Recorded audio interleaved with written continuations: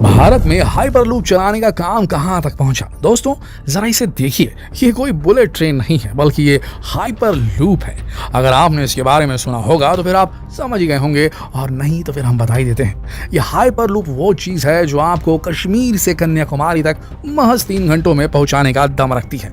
जी हाँ, अब आप कहेंगे कि भला ऐसा कैसे पॉसिबल है? तो जनाब ऐसा बिल्कुल मुमकिन है, और इतना ही नहीं, बहुत जल्द आप इंडिया में इसकी सवारी भी कर सकते हैं। क्यों हो गए ना एक्साइटेड? वेल, क्या है ये हाइपरलूप, किस तकनीक पर करती है ये काम, और भारत में कब तक शुरू होगी इसकी सर्विस? ये सारी इन्फॉर्मेशन अगर आप लेना चाहते हैं तो भैया वीडियो को अंत तक देख लेना, मजा आ जाएगा। तो चलिए चलते हैं हाइपरलूप के सफर पर। और अब तक अगर आपने हमारे इस चैनल को सब्सक्राइब नहीं किया तो दबा दीजिए बटन, अच्छा लगेगा हमको।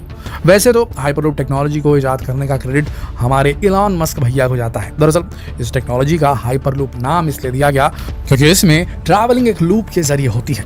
ये देखने में कैप्सूल की तरह होती है। इसकी औसतन गति 1000 से 1300 किलोमीटर प्रति घंटा है। दोस्तों क्यों ना पहले भारत में हाइपरलूप की स्थिति क्या है इसे जान लिया जाए। आपको बता दें कि इंडियन रेलवे ने IIT मद्रास के साथ मिलकर हाइपरलूप पर काम शुरू कर दिया है। यानी भारत में आप स्वदेशी हाइपरलूप की सवारी का मजा ले पाएंगे। इस ट्रेन की रफ्तार के सामने बुलेट ट्रेन भी फेल है।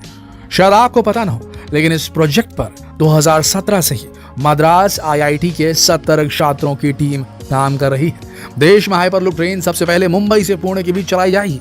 इस प्रोजेक्ट के तहत 77,644 करोड़ रुपए की लागत से लाइन तैयार की जा रही है।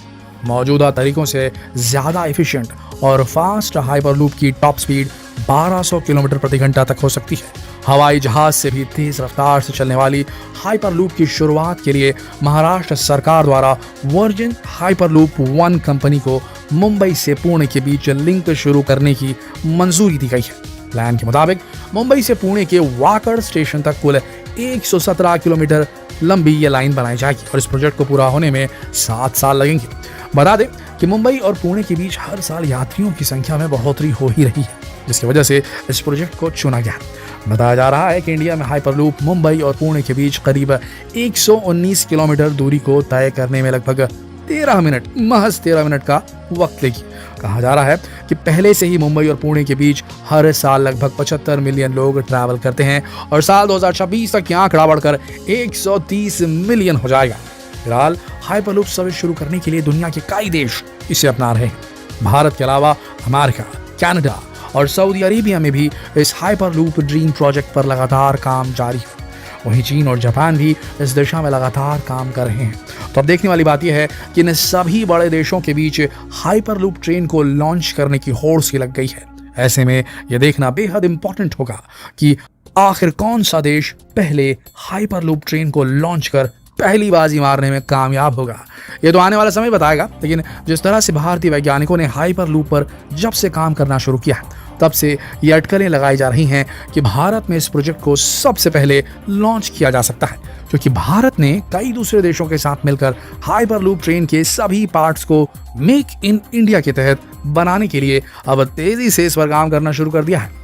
दोस्तों दुनिया में इकोनॉमी सिक्योरिटी को बेहतर बनाने के लिए हमें कम समय लगने वाले तेज रफ्तार वाले ट्रांसपोर्ट की जरूरत तो है ही। इसके लिए बार बार आधुनिक टेक्नोलॉजी में बदलाव होता भी रहा है, जिससे हम कम मेहनत कम समय में किसी भी काम को पूरा कर लें। ऐसे में हाइपरलूप के इन्वेंशन से हम हवाई जहाज से भी तेज रफ्तार से ट्रैवल कर सकते हैं। हाइपरलूप का सबसे बड़ा फायदा यह है, ये कम समय लेती है, जो इकोनॉमी को तेजी से बढ़ाने में कारगर होगी। ये अल्ट्रा फास्ट है और एनर्जी का खपत भी कम करती है। चलिए अब जानते हैं कि आखिर हाइपरलूप टेक्नोलॉजी काम कैसे करती है।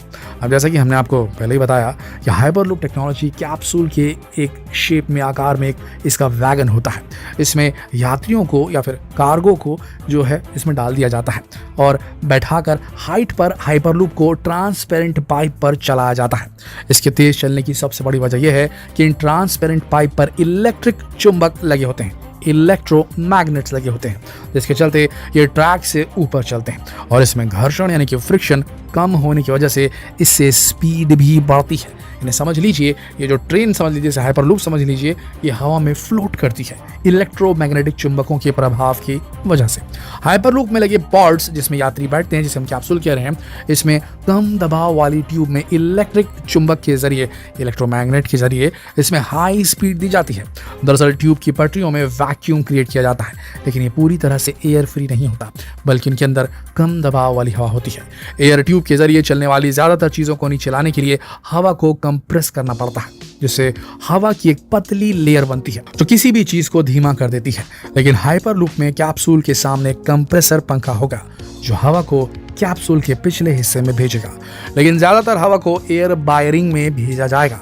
आपको बता दें, एयर बायरिंग में स्की जैसे पैडल्स होते हैं जो घर्षण को, फ्रिक्शन को कम करने के लिए ट्यूब की सतह के ऊपर कैप्सूल को हवा में उठाए रहते हैं। ट्यूब ट्रैक को इस तरह से डिजाइन किया गया है कि वो सीजनल इवेंट्स और भूकंप के लिए रेजिस्टर का काम करता है।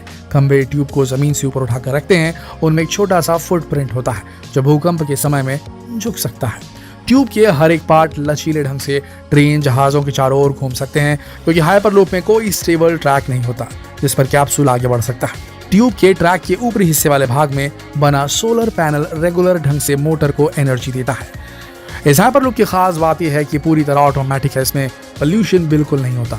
इसके इस्तेमाल से ग्रीन हाउस गैसेस के एमिशन में कमी आएगी, इसमें कार्बन का एमिशन भी नहीं होता।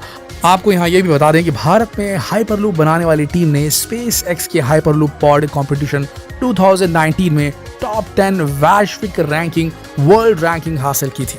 यह ऐसा करने वाली एकमात्र एशियाई टीम थी। भारत के हाइपरलूप परियोजना को यूरोपीय हाइपरलूप वीक 2021 में मोस्ट स्केलेबल डिजाइन का अवार्ड भी मिला था।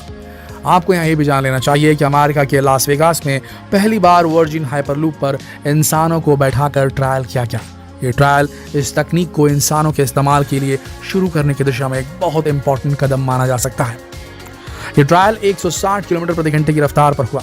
फिलहाल तो इसमें 2 लोगों के बैठने जितने बड़े हाइपरलूप पॉड में सीट बेल्ट बांधकर ट्रायल किया गया था, लेकिन कंपनी का मानना है कि जल्द ऐसे हाइपरलूप पॉड बना सकेगी जिसमें 25-30 लोग एक साथ बैठ सकें। इन्हें ट्रेन के कोच की तरह इस्तेमाल किया जा सकेगा।